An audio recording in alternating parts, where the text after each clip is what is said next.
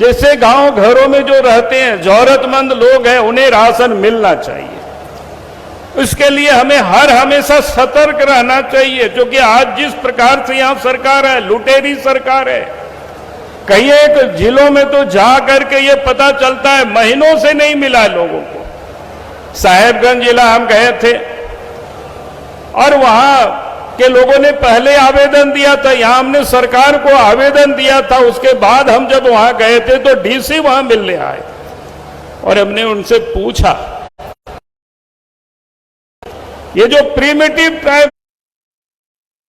से जब रघुवर दास जी राज्य के मुख्यमंत्री हुआ करते थे, उनकी यानी क्या कहते हैं उसको, डकिया योजना के तहत घरों तक अनाज पहुंचाने की योजना बनाए थे।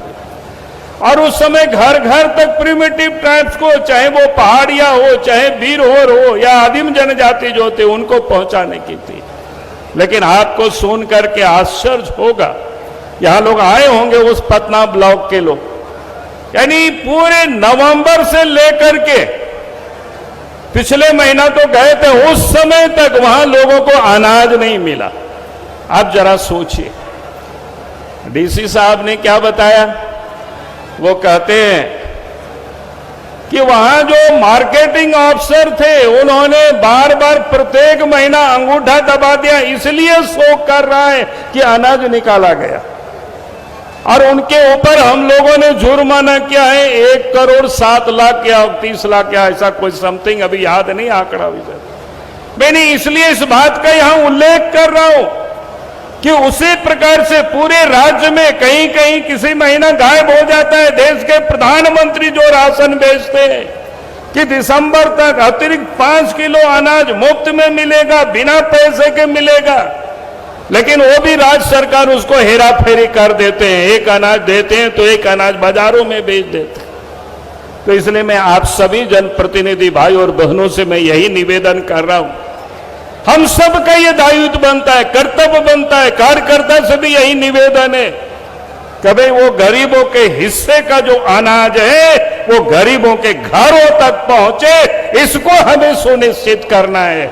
ये सरकार के भरोसे इसे हम लोग छोड़ नहीं सकते, यही मैं आप सबसे कह रहा हूं। और इतना ही नहीं, उसके साथ साथ पेंशन की योजना भी है, उसे भी हमें देखना चाहिए, जरूरतमंद को मिल रहा है कि नहीं मिल रहा है। कहीं दिक्कतें, गांव में लोग ऐसे होते हैं उनको पता नहीं आधार से कहां लिंक होता है, कैसे लिंक होता है। हम सब यहां जनप्रतिनिधि कार्यकर्ता बैठे हुए, हमें ये जरूर गांव में जाए तो इसकी भी हिदायत करनी चाहिए, किसी का छूटा है इस कारण से तो उस कारणों को हमें दूर करना चाहिए, ये हमें जरूर करना। और इसलिए मैं आप सब लोगों से ये थोड़ी बातों को मैं प्रतीक रूप में कह रहा हूं कि अगर आप इस काम को करेंगे तो निश्चित रूप से जनता को ये लगेगी कि आप उनके लिए काम कर रहे हैं, उन गरीबों के लिए आप मेहनत कर रहे हैं, प्रयास कर रहे हैं। और इसलिए मैं आप सब लोगों से यही निवेदन कर रहा हूं। और इतना ही नहीं, आज भी गांव के ग्रामीण क्षेत्रों में जिसको कहते हैं कि जो पोषाहार है, झारखंड में कुपोषण से अधिक महिलाएं, बच्चे कुपोषित हैं। गर्भवती महिला से लेकर के 6 साल की बच्चों तक आंगनबाड़ी के केंद्र में जो उनको पोषाहार मिलना है वो भी कई एक जगहों पर समय से नहीं मिलता है, ठीक से नहीं मिलता है। हम सब ये जनप्रतिनिधि उपस्थित है, हाथ का काम है, देखना चाहिए कितनी लोगों को गांव में मिलता है, कितनी लोग सूचीबद्ध है, उनको मिल रहा है कि नहीं मिल रहा है।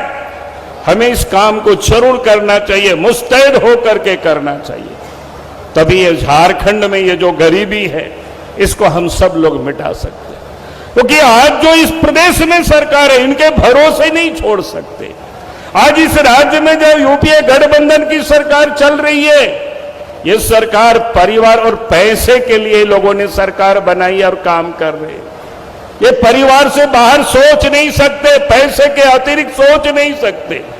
और इसीलिए आप देखें कि झारखंड के अंदर में आज इस राज्य में सरकार कहती है, मुख्यमंत्री का आज एक दिन हमने देखा प्रेस कॉन्फ्रेंस क्या कहता है कि बीजेपी वाले काम करने नहीं देते, केंद्र सरकार काम करने नहीं देते।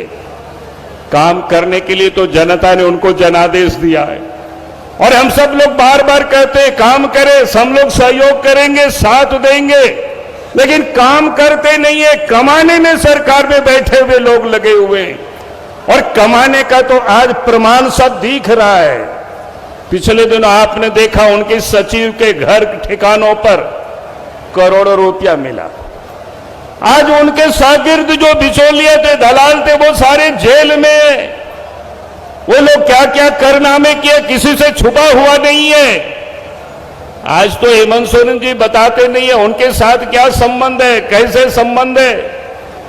और इसलिए मैं आप सब लोगों से यही कह रहा हूं, आज जो इस राज्य के अंदर में आप तो 3 साल सरकार को बने हुए होने को चला है और 2-2.5 महीना बचा हुआ है, लेकिन 3 वर्षों में अगर आप देखें, ग्रामीण क्षेत्र चले जाइए, ग्रामीण अंचलों में कहीं कोई सड़कें जो बनी हुई थी वो भी टूट गई। नए बनाने की बात तो छोड़ दीजिए।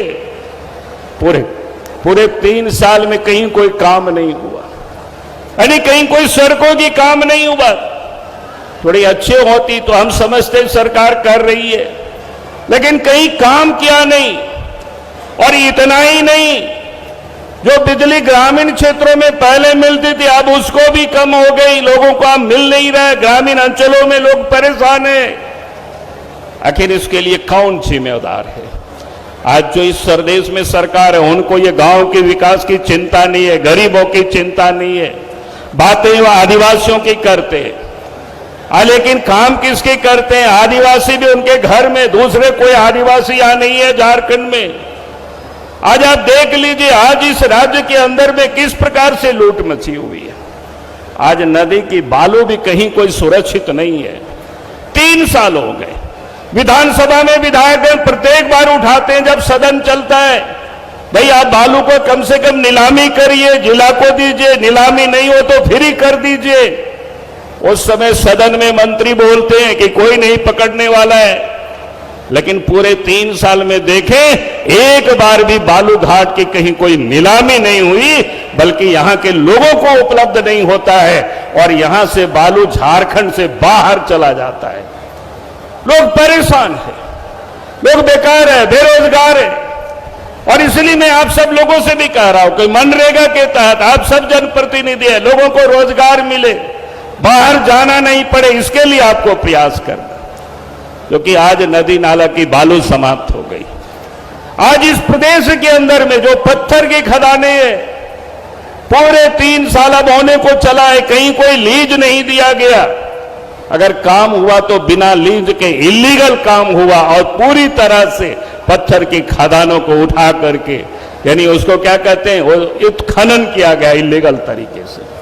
हम जब पिछले दिनों वही साहेबगंज गए थे, वही की मैं बात कर रहा हूं। उपायुक्त कहने आए हमसे कि साहब अब तो यहां बेकारी फैल गई, बेरोजगारी फैल गई, खदानें बंद हो गया, क्रैशर बंद हो गया। हमने कहा कि ऐसा क्यों हुआ?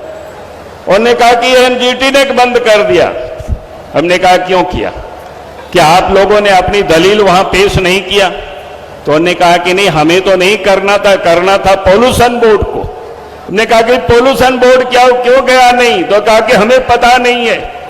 हमने पता किया कि पोल्यूशन बोर्ड क्यों जाएगी और किस मुंह से जाएगी, क्योंकि इन सारे लोगों ने मिल करके पूरे 2.5 वर्षों तक इलीगल तरीके से पत्थर को खोद करके, चाहे वो जहाज से हो, पानी जहाज से हो, चाहे सड़क से हो, चाहे रेल मार्ग से हो, इलीगल तरीके से लोगों ने झारखंड से बाहर ले गया।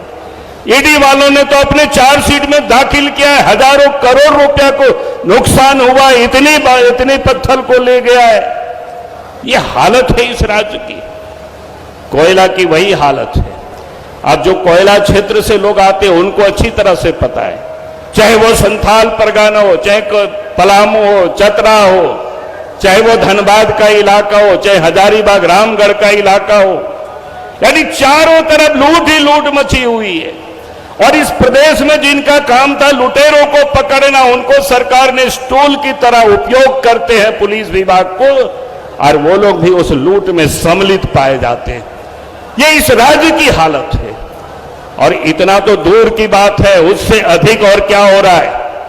अगर आपकी भी कहीं कोई खाली जमीन पड़ी हो तो आपको भी सावधान रहना पड़ेगा, नहीं तो वहां भी हेमंत सोरेन के गुंडे पहुंच जाएंगे और आप पुलिस को बोलते रहिए, थाना को बोलते रहिए, डीसी को बोलते रहिए, कोई सुनने वाला नहीं है, आपकी जमीन को कब्जा कर लेंगे। मैं एक दिन की घटना बता रहा हूं।